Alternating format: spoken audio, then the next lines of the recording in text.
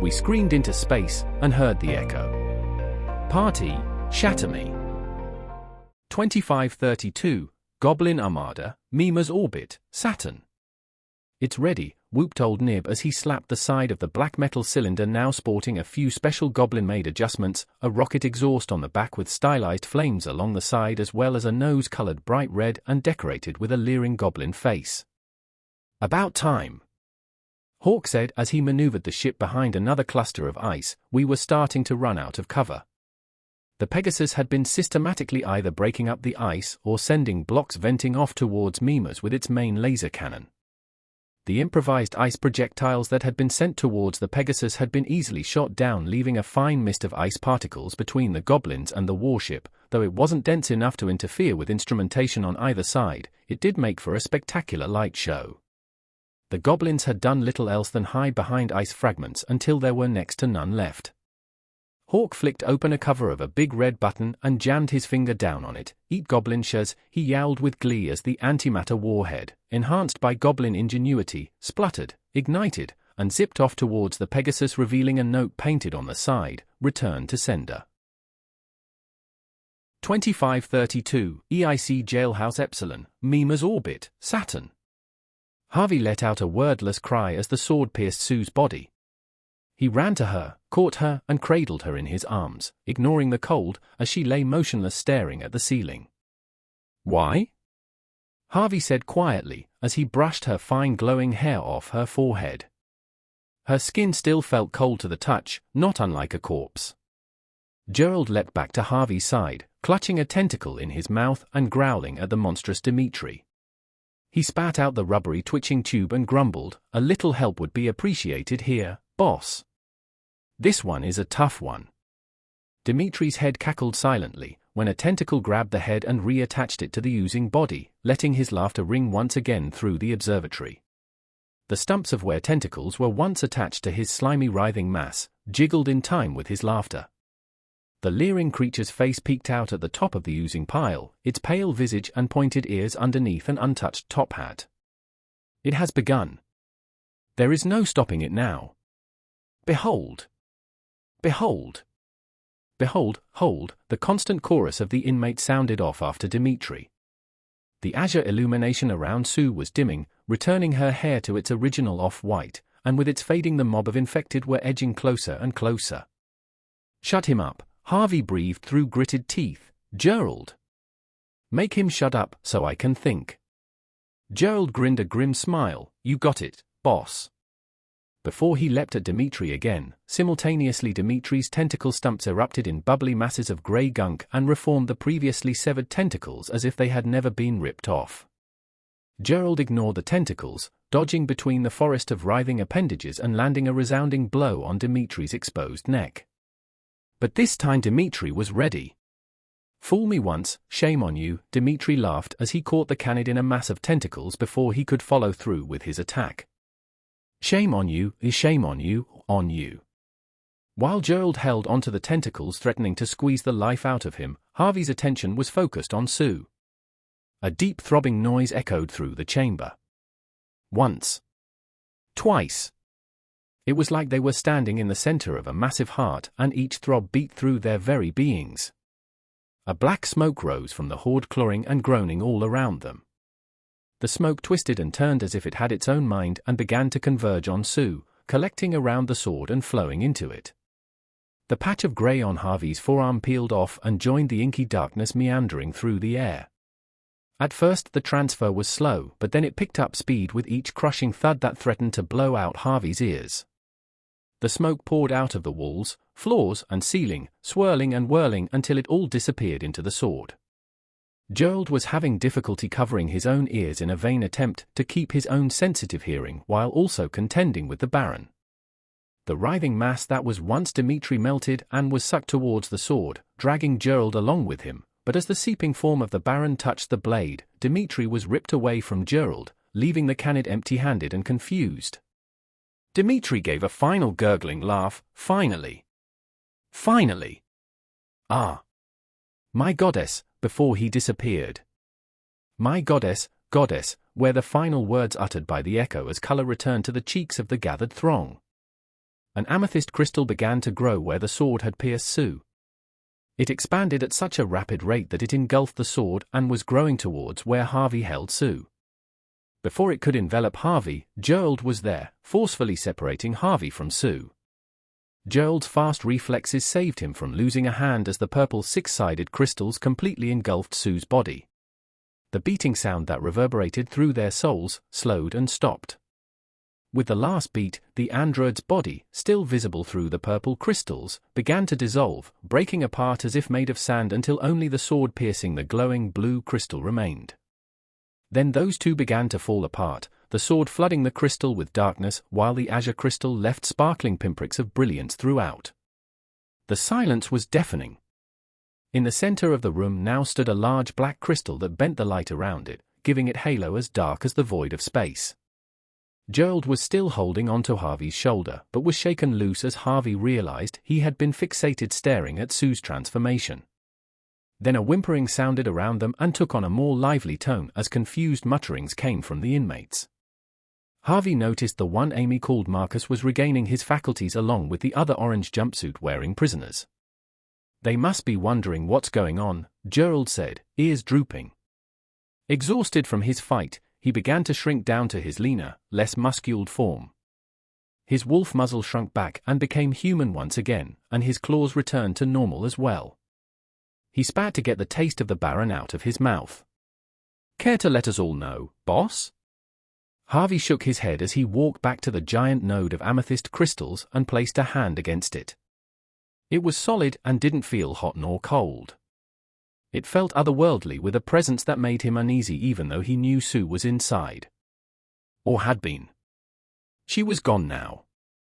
Mission accomplished, Harvey thought bitterly.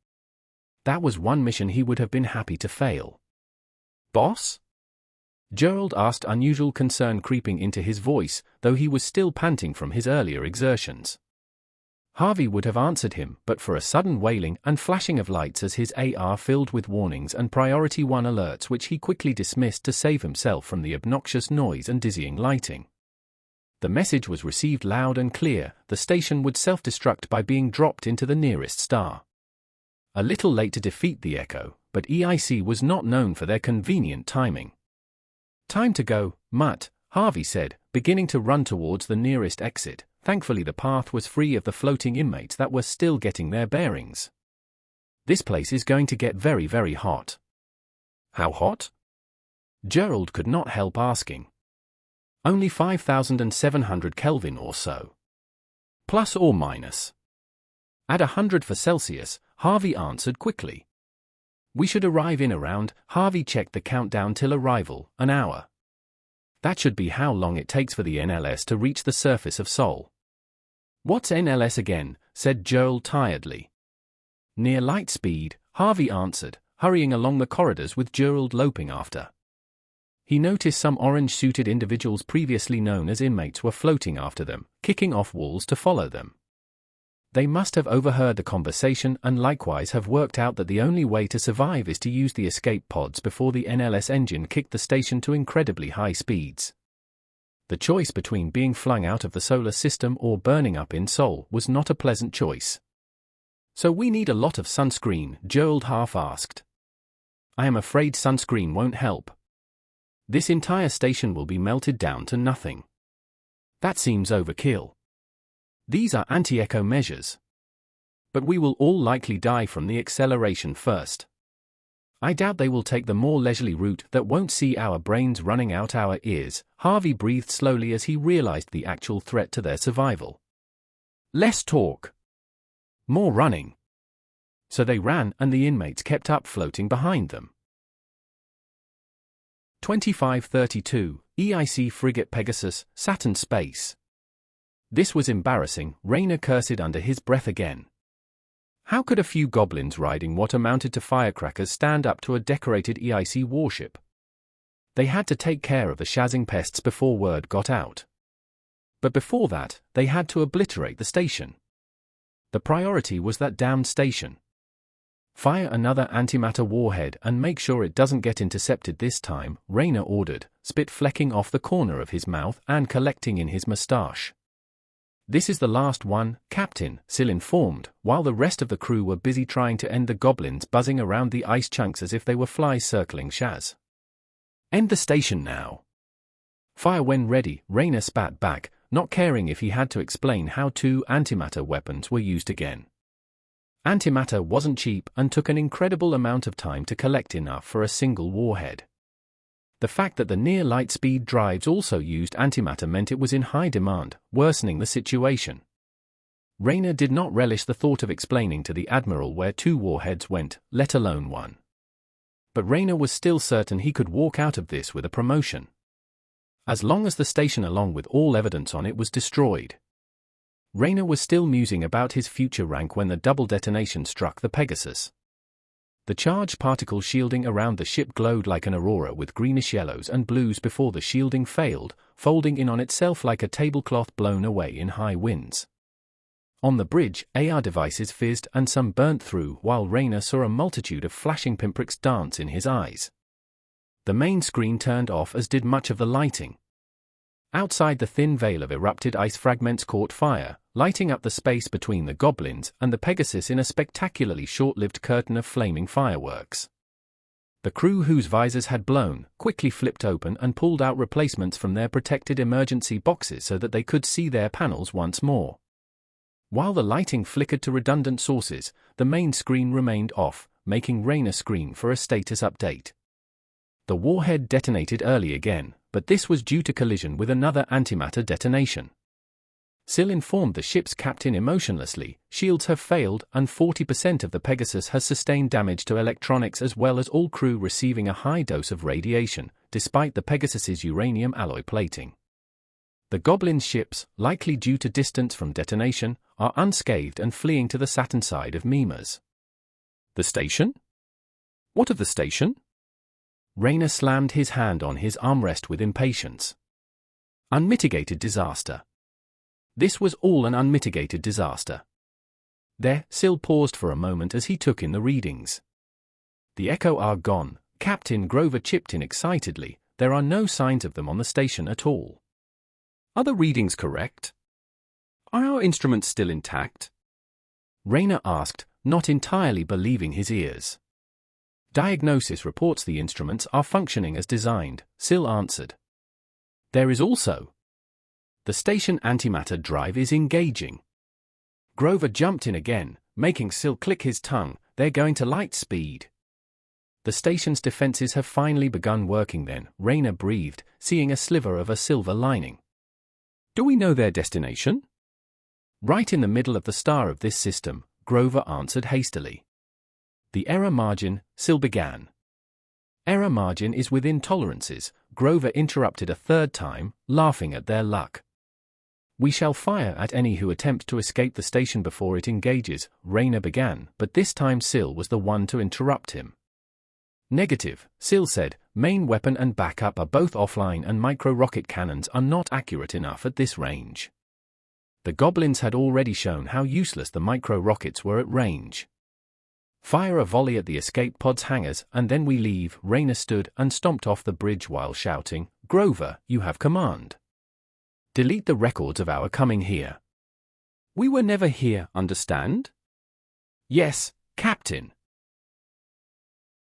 2532, EIC Jailhouse Epsilon, Mimas Orbit, Saturn. "You don't hear me complaining," Gerald said as he stumbled painfully by Harvey's side while they bolted to the escape pods, the inmates still following. "But I hurt all over." "That's complaining," Harvey replied as they arrived at their destination where escape pod hatches lined the walls. At that moment, popping noises and explosions were heard coming down the hallway.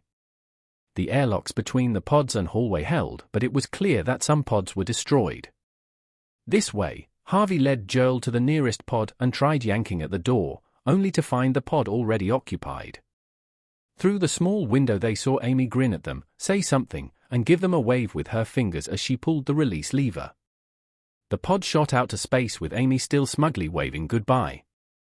Behind Harvey and Gerald, Marcus and another inmate passed by. Harvey slammed his fist against the window on the airlock and moved to the next, but Marcus and the other prisoner had taken that one and closed it off. Gerald, exhausted from his earlier battle, arrived a second too late to prevent it from closing. The airlock locked, the release lever was pulled and Marcus and his +1 shot off into space. Shaz! It was Gerald's turn to weakly slam his fist against the airlock door. He checked the others, but found they were missing or destroyed, the pods opened to the vacuum of space by human-sized ruptures in their sides. Gerald quietly shook his head at Harvey. There were no escape pods left. Well, this is it, Mutt, Harvey sighed, leaning against the wall and pulling himself down to sit against the wall. He racked his brain looking for a solution, but this time he came up empty. It had always worked out before, but now he was completely out of ideas. Harvey didn't mind dying, but he found himself wishing he could have spared Gerald somehow. Wish I could say it was a pleasure, boss. Some parts were, but this ending sucks, Gerald said, joining Harvey by sitting on his haunches. Harvey could only nod in agreement. He could feel the rumbling shake of the station's engines firing up. It might have been in his imagination, but he could almost feel the antimatter annihilating itself on a stream of matter and the resulting force being channeled out the side of the station. Thanks for all you did for me. Harvey was surprised at Gerald. It almost sounds like you don't hate my guts there, dog boy. What? Gerald whined confused. I have never hated you. You raised me and gave me as good a life as any. On a whim, Gerald took hold of Gerald's collar and fumbled around with it. He hadn't messed around with it for so long and, there. The collar popped off and floated away. I don't think you will be needing that anymore, Harvey said as an explanation. Gerald rubbed his own neck uncomfortably. It looked like he wanted to say something but kept quiet. Harvey must be imagining the water welling up in the Canid's eyes. Was the mutt becoming sentimental now of all times? Harvey felt a lump forming in his own throat, but coughed it away. The free-floating collar slammed onto the wall beside as the G-forces began to build. The pair were forced to lie uncomfortably against the same wall. Harvey wanted to say more, but their time was short. There is something I should have told you a long time ago. Harvey reached up and patted Gerald on the head between his ears. You did well. Tears spilled from Gerald's eyes. You have never said that before. I love you too. Gerald hugged Harvey despite the increasing gravity, much to Harvey's surprise, before adding, Dad. Stupid mutt, Harvey grumbled, but carried on patting as long as he could before his strength gave out and darkness took him. Thank you for listening to the penultimate chapter of this novel. Subscribe if you would like to hear more. Once again, thank you for your support.